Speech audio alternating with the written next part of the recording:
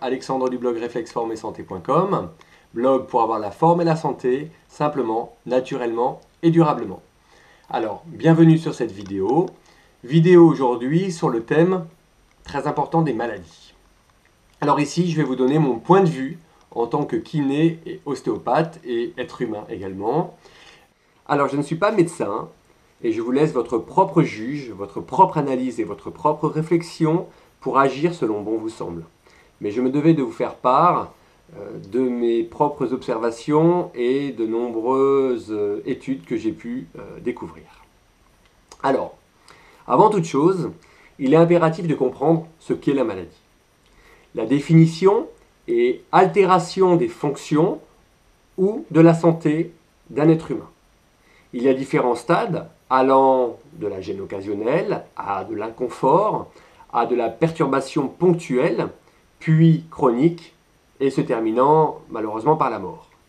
Alors, ainsi, cela peut être une douleur diverse, telle des contractures qui peuvent être musculaires, ça peut être une gêne articulaire, comme un torticolis, de l'arthrose, qui est de l'articulation qui est abîmée par usure du cartilage, ça peut être au niveau du genou, au niveau de l'épaule, au niveau du coude, au niveau du dos.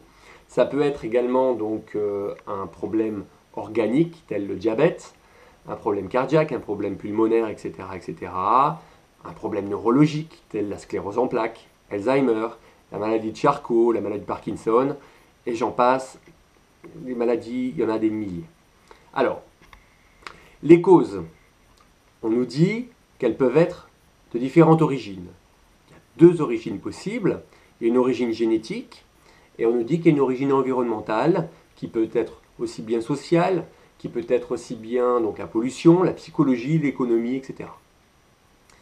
L'expression de la maladie se fait par le ou les symptômes. Et le symptôme est l'expression subjective des effets ressentis par le malade.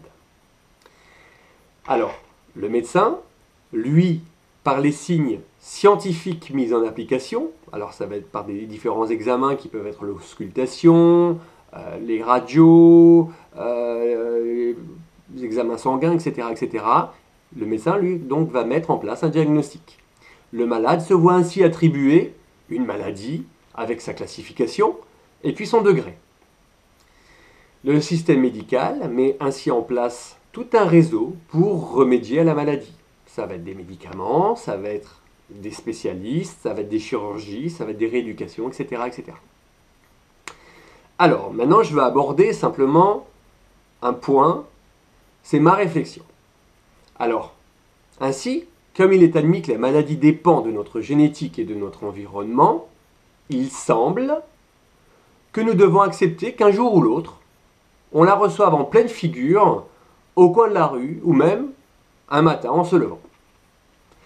Je ne sais pas si pour vous c'est pareil, mais moi, ça ne me plaît pas. Alors, le facteur chance, c'est le loto. Moi, je n'y crois pas. Pour être franc avec vous, je n'aime pas perdre mon temps, donc j'évite de jouer. Je préfère travailler et gagner mon propre argent. Et si vous suivez mes vidéos, vous savez que j'aime l'efficacité. Alors, ma petite réflexion sur la génétique est la suivante. Admettons que la génétique joue sur notre risque de tomber malade. Soit, mais il est prouvé que des personnes de génétique à risque qui ont immigré se sont retrouvées dans un environnement qui a été favorable au déclenchement d'une maladie. Ceci alors que des membres de la même famille restés au pays n'ont pas déclaré cette maladie. Alors c'est beaucoup le cas en fait avec les populations proches de l'équateur et des personnes qui ont immigré vers les pays nordiques. Donc il y a des maladies dites de civilisation qui se développent, peut-être plus sur des sujets que sur d'autres, mais qui pourraient être évitées, même si génétiquement ils sont plus fragiles. Donc ma réflexion m'amène en fait à me demander quelle hygiène de vie et quelle habitude familiale ces personnes ont.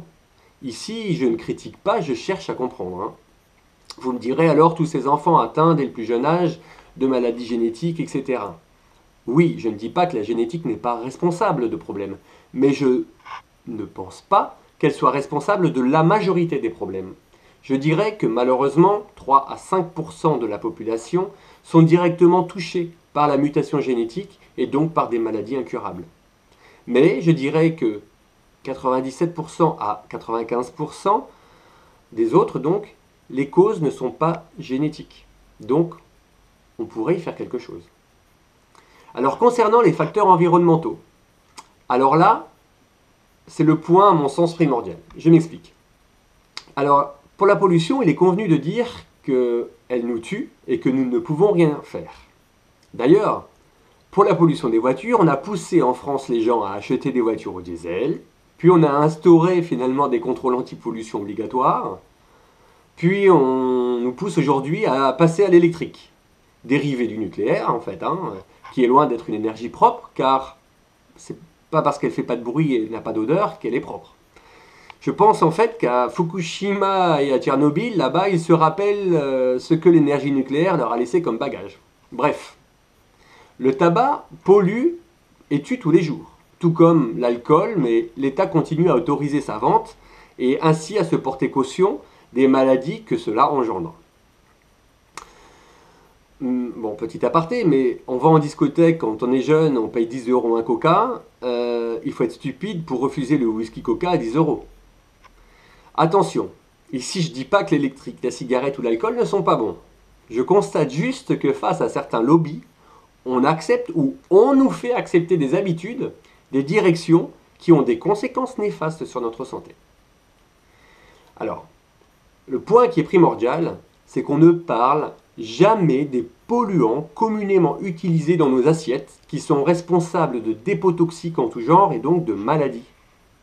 Je pense aux additifs, aux hormones, aux exhausteurs de goût, aux pesticides, aux herbicides, aux protéines, aux vitamines de synthèse, les produits morts que nous ingérons et tous les produits raffinés, préparés, transformés, etc., etc., etc. Tous sont prouvés cancérigènes, source de diabète, de cholestérol, de dépôts irritants et tous favorisent les maladies. La nature est vivante et bien faite. L'homme est un produit de la nature. Il ne peut être vivant et en bonne santé que s'il mange des choses vivantes et naturelles. C'est ce que l'on doit appeler de la vraie nourriture au sens propre du terme. Alors, voilà pour ce petit point de réflexion. J'aimerais maintenant aborder l'aspect social, économique et psychologique. Tout ça, je le regrouperai en un seul aspect. On nous lobotomise, on nous dicte que c'est comme ça, que tout coûte cher, que tout va mal, que nous sommes tous voués à la maladie et à ces spirales infernales.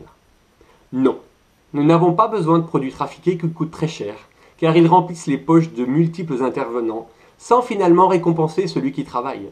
Le résultat est le suivant: destruction de la nature pour des produits médiocres qui sont sans vie et coûteux. La solution pour cela, c'est de se renseigner, trouver et faire vivre les vrais producteurs qui sont locaux, avec peu d'intervenants, en achetant des produits entiers que l'on transformera au minimum soi-même. On pourra ainsi manger le plus naturellement possible. Cela vous fera économiser, bouger, rencontrer des personnes qui sont passionnées et vraies et qui travailleront main dans la main avec vous. Alors, j'aimerais maintenant vous faire part de ma réflexion sur le symptôme et le diagnostic. Alors là, on va attaquer, je dirais, le taureau par les cornes. À mon sens, il y a autant de symptômes que l'on a classifiés de maladies.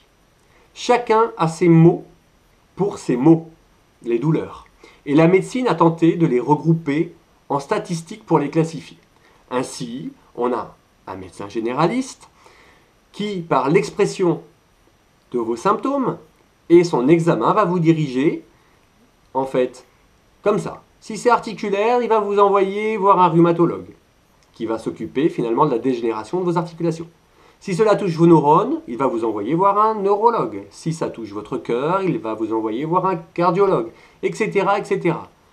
Avec son lot d'examens en tout genre, des radios, des scanners, des échos, des IRM, etc., des examens de sang, des prélèvements, etc.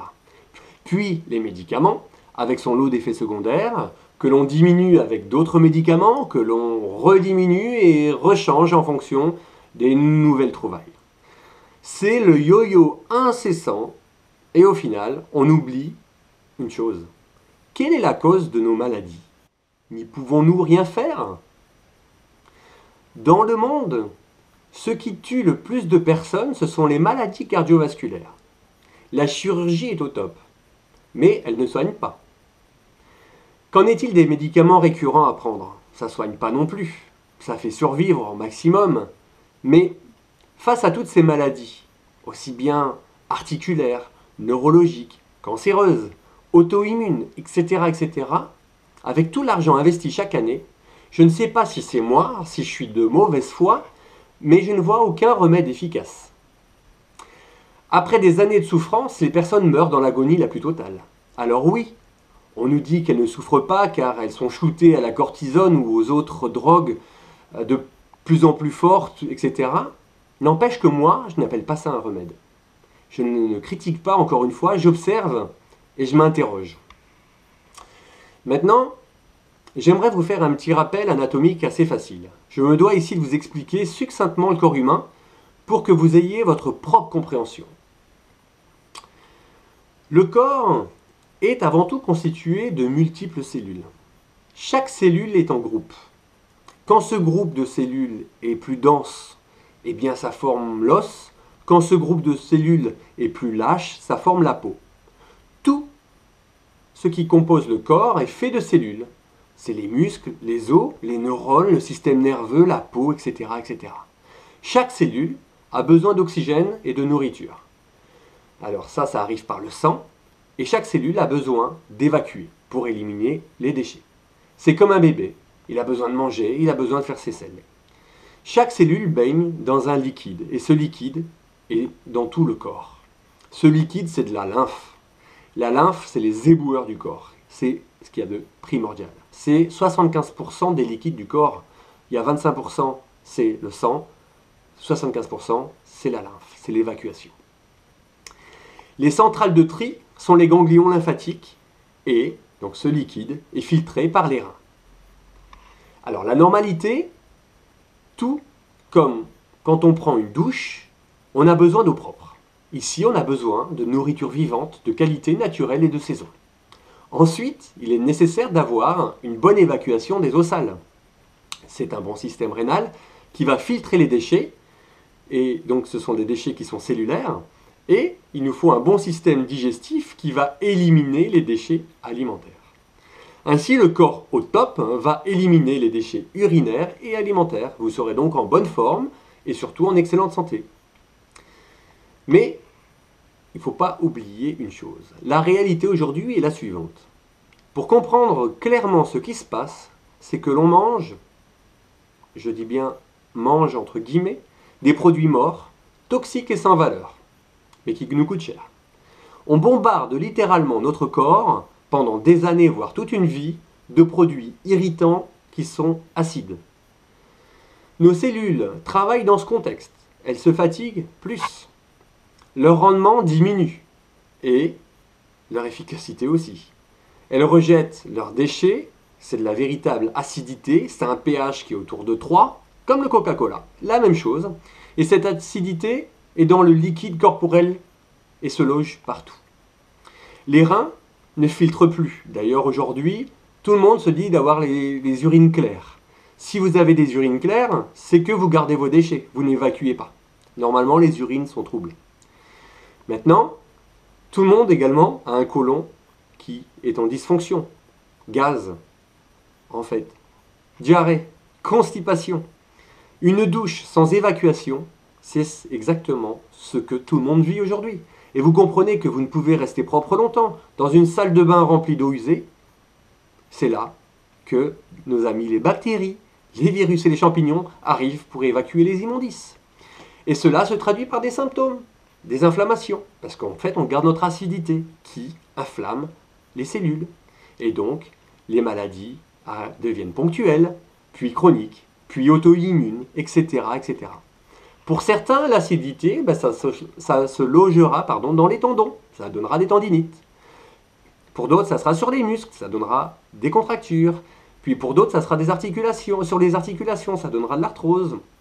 D'autres, ça sera sur les nerfs, ça donnera des neuropathies, des scléroses en plaques, des maladies d'Alzheimer, maladies de Parkinson, etc., etc., etc. La maladie, aujourd'hui, eh bien, c'est ça.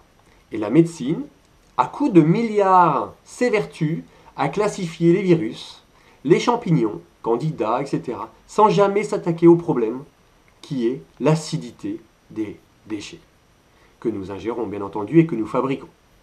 Alors, ici, je vais vous donner des solutions. Je ne prétends rien, je constate et cherche une solution. Je crois en la nature et à sa simplicité.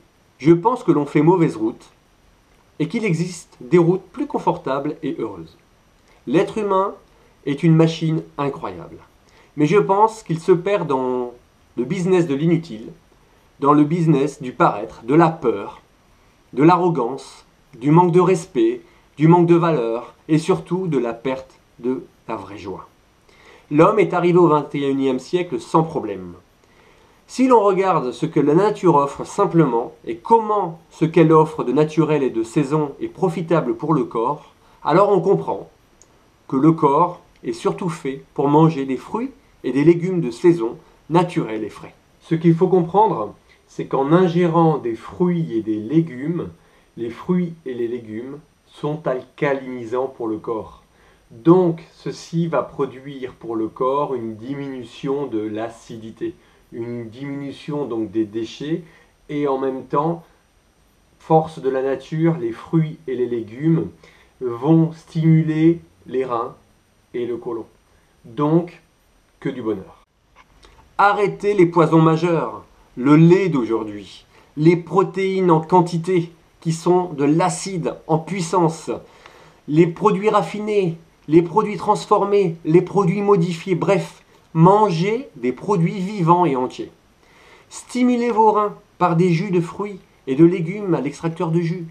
Brossez-vous la peau, c'est votre troisième rein. Aidez vos reins à fonctionner. Nettoyez votre côlon, prenez du tégument de psyllium blond. Faites une activité sportive utile.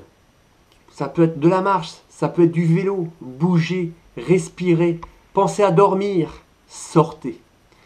Voilà. Alors j'espère vous avoir fait prendre conscience qu'il existe des lois simples, naturelles et efficaces qui ont fonctionné pendant des millions d'années et que nous avons mis au placard pour dépenser plus et survivre à la place de vivre avec respect et dignité. À vous de choisir votre chemin. Moi, je ne crois pas au hasard de la maladie. Voilà. Donc, longue vidéo, mais c'est important. N'hésitez pas à la partager et à laisser un commentaire en dessous. Voilà, je vous dis à bientôt. C'était Alexandre du blog réflexformesanté.com.